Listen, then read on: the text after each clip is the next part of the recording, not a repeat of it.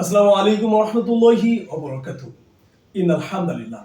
সম্মানিত দর্শক শ্রোতা ভাই এবং বোন, কুরবানির ক্ষেত্রে পশু জবাই করার জন্য বিসমিল্লাহ আল্লাহু আকবার বলে যদি কুরবানি শুরু করে এবং দ্বিতীয় ব্যক্তি যদি অন্য আরেকজন ব্যক্তি যদি জবাইয়ের কাজ সম্পন্ন শেষ করে, তাহলে উভয় ব্যক্তিকে বিসমিল্লাহ আল্লাহু আকবার বলতে হবে কিনা।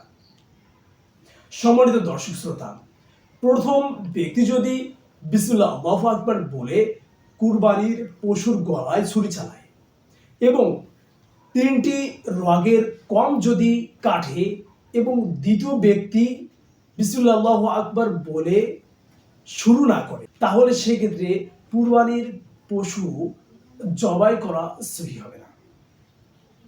তবে হ্যাঁ, প্রথম ব্যক্তি যদি আল্লাহু আকবার বলে কুরবানির পশুটা জবাই করে এবং